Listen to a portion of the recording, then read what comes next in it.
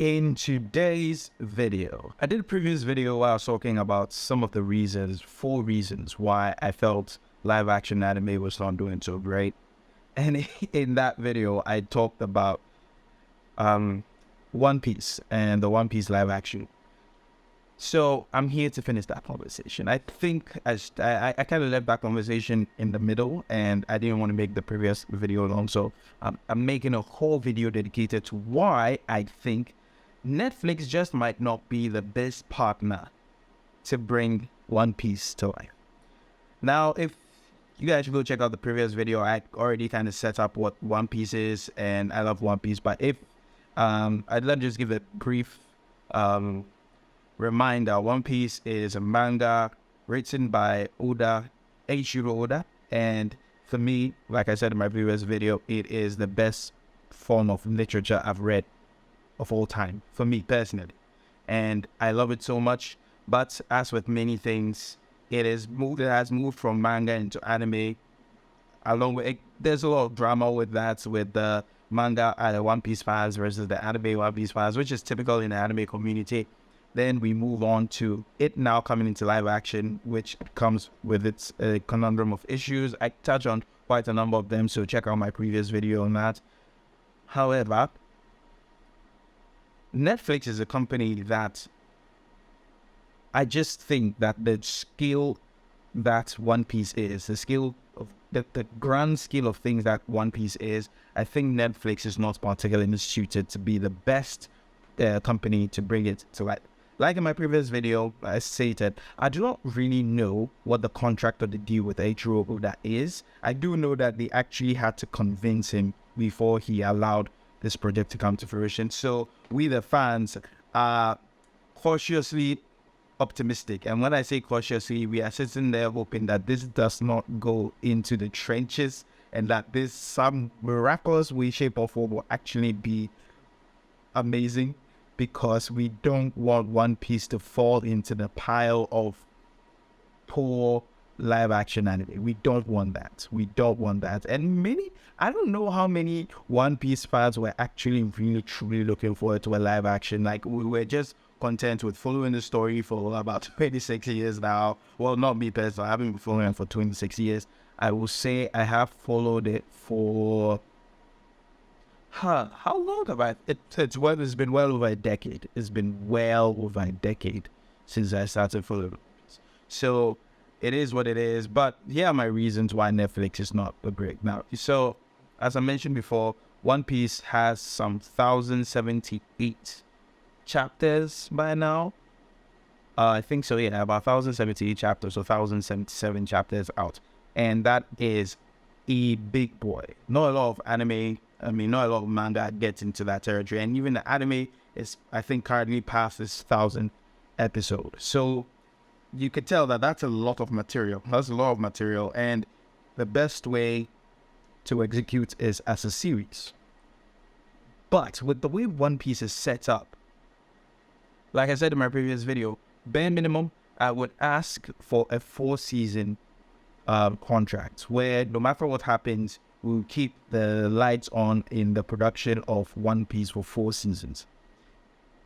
Because here's the first truth: One Piece first season in this definitely was going to happen in this first season is going to be situated around East Blue.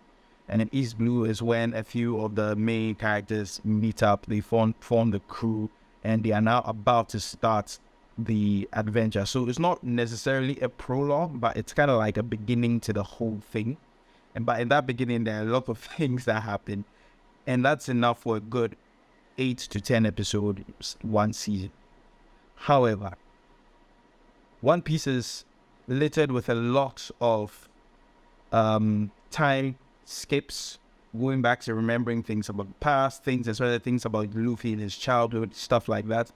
And that in itself posits a problem, because if I am in charge of the production, or I'm the showrunner, if I do not have the assurance or even the budget with the 4-season project timeline in mind, I would not be able to keep a certain level of consistency, which, hey, the One Piece fans are extremely nitpicky. Even I guess Oda, like we're extremely nitpicky, and it actually much to the demerits of the fandom. But it's also one of the things that makes the fandom so interesting. So now, if I was running this and I had a 4-season contract bare minimum, I know that I could put some funds into having the kids who play very young Luffy, very young, all these very young characters. I'll have them shoot all their scenes to like information for up to like bad 6 seasons worth of information, because the truth is that even currently we don't know if Oda is going to take us back in time again to very young Luffy, and he's well by 1,000+ chapters in. So if you have a show similar to what happened in Game of Thrones, where the actors aged, they grew up, and it's very difficult to control that. So it's one of the very, very big problems for me when it comes to One Piece, because you need a company that has the money, and you need a team. I'm sure on the team, I'm not saying this current team doesn't have the dedication. To be honest, I've seen some of the stuff that this team is doing. I know this team, members of this team have actively been in the One Piece community for a long time. They were on the Reverie conversation, I think last year or last 2 years. I think during one of the COVID times, they were on the Reverie. Like, they know their stuff and they know the stakes involved. But if they don't have the money and the dedication, there's nothing they can do. Because like I said, I used the Mark Miller example where Jupiter's Legacy was started as super amazing. We had ready to ride with this universe, and then just one season it didn't do so hot, and they just dropped it. You can't just drop One Piece, because it's not going to be remade unless a new company purchases. Now, if you ask me what company I want to actually be the ones to do a One Piece live action, I will say Prime Video, because Prime Video seems to have more money. Not more money than sense, but they have a lot more money than they know what to do with, or they have a lot of money and they know what they want to do with it, but they are open to do random stuff with some of the money. And I feel like One Piece would have been a great purchase. Like the rights to do the live actions use One Piece would have been an amazing purchase for them, because do you know how much money Toei Animation, Oda, all these people make just from One Piece, just from merch and stuff? It's crazy. But like going back to the current production, I've seen the actors. I'm actually very happy with a lot of the casting. Like I've not seen the like, and it goes into they did what I said is one of the, they did the opposite of what I illustrated was a drawback to live action anime shows, which is that because of this whole conversation about cultural appropriation and all that stuff, it's like some people in the anime community insist that all anime characters, regardless of what race the mangaka says they are from or they are, have to be played by Japanese people. And it's just wild, and it's just crazy. Like, I'm like, why would we do this? Why are we allowing this? But in this production, I've seen some of the casting, I've seen some of the cast guys working, and especially the kid playing Luffy. I'm sorry, I don't know their real names. And hey, I'm hyped. I'm not gonna lie, I'm hyped.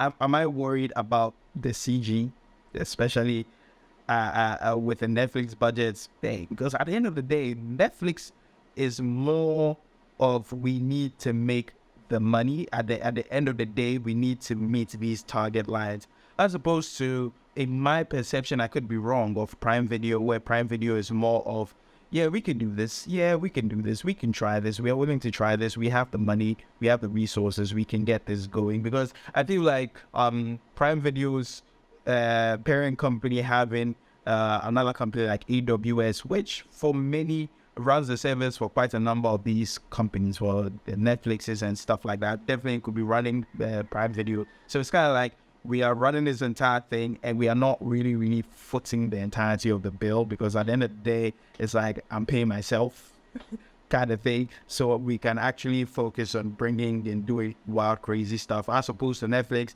that has to keep the lights on in terms of the streaming service and all these manner of things.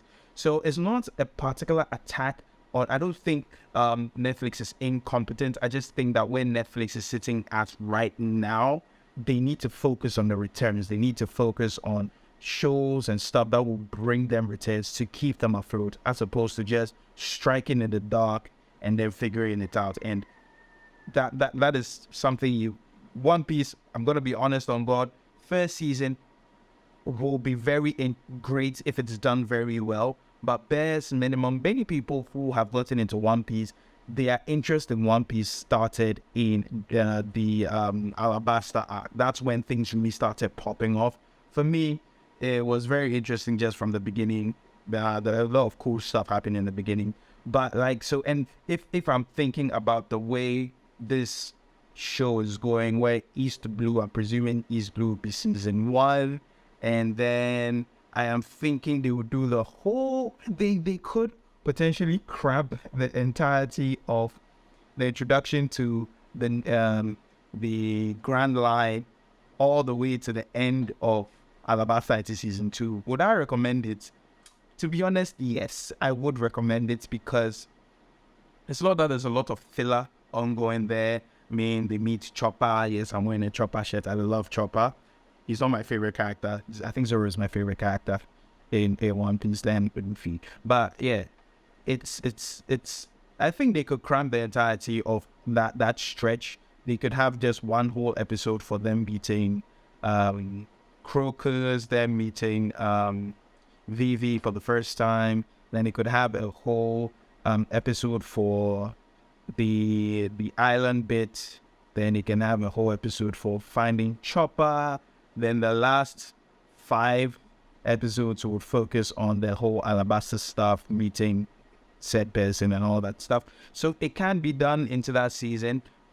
But yeah, so if they are gonna crunch it like that, it could very well work. And that means that season 2 is when it pops up. But like I said, I don't trust Netflix. Netflix has broken the heart of many, many people, where certain things that they swore by, they said, this is it, we are really going to do this, and the thing just floundered just a little. I mean, at the end of the day, I think the showrunners of One Piece, I definitely think they are working the hardest ever, because they know what space they are in. There's a huge... Look, the entirety of the One Piece fandom can be the only target market for this One Piece live action, and the show will stay afloat for 20 seasons.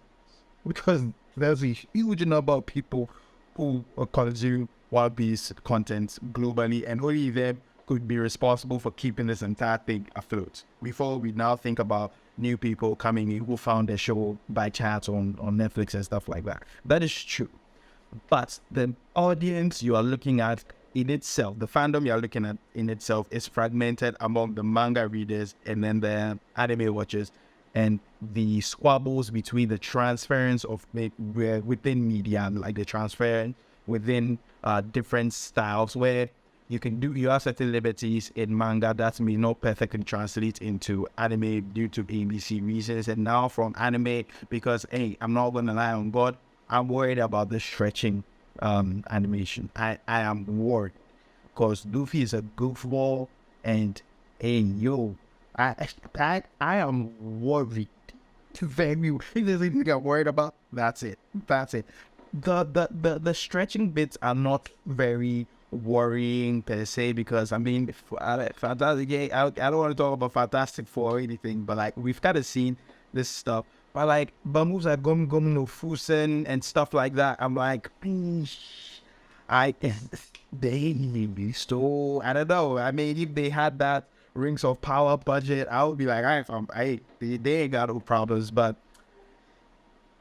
they just might. And by the end of the day, I feel like I was just saying a bunch of stuff and I didn't put it, because I never scripted these things. I haven't put a clear structure. But all I'm trying to say is that Netflix is great, but it feels like Netflix is always looking, or Netflix low-key kind of requires some level of success to keep the shows running. I'm not gonna lie, Netflix saved a show I love, that is Lucifer, and did it pretty well. And I think the final episode was the final season was alright, but like Netflix really held me down with the whole Lucifer thing. So Netflix has had its saving graces. In certain people who love Manifest, Netflix saved it. Netflix has done that, saved quite a bunch of shows, but hooked with that requirement for success, because I'm not sure. I don't think they paid peanuts to get that One Piece IP. Hey, you're looking at the second biggest comic book strip. Yes, the second. You can Google it. The IP has a Guinness World Record and stuff like that. So, hey, yo, it's not something to be playing with. I think it's Superman, then One Piece, then Batman, I think, and then Spider-Man. I'm not sure, but yo. So, all in all, am I worried? Yes, I am very worried. I don't think there's a single One Piece fan who is not worried. Am I optimistic? Am I happy that this is being made? Yes, I am. Am I happier that it's being made by fans like myself? Absolutely. I'm stoked about that. Am I happiest because of seeing some of the practical stuff that the actors are doing? Like I said, the kid who's playing Luffy, the guy playing Sanji, like, hey, they're doing their thing. They're doing their thing. And I'm extra happy about that. But at the end of the day, I'm so worried, man. I'm still worried because I love One Piece so much. And to be honest, I have a friend who, I do not want One Piece to take an L, especially live action. And then he's going to come and talk plenty. Like the entire community is going to do, oh my girl, because if you think about what happened with Dragon Ball, if you think about what is happening with Full Metal Alchemist live action. But I will do a video about how I think I would, if I was a showrunner or the showrunner, I would structure the first season and maybe into the second season. Okay, I'll probably do the first season and I'll try to do it as spoiler free as possible. So I'll catch you guys in the next one. As always, like, share, comment, subscribe. Let me know what you think. One Piece fans out there, are you worried? Are you excited? Are you cautiously optimistic? Are you optimistically cautious, if that makes sense? I don't know. How are you feeling? Let me know. And as always, catch you guys in the next one. We go cross, Charlie. Peace.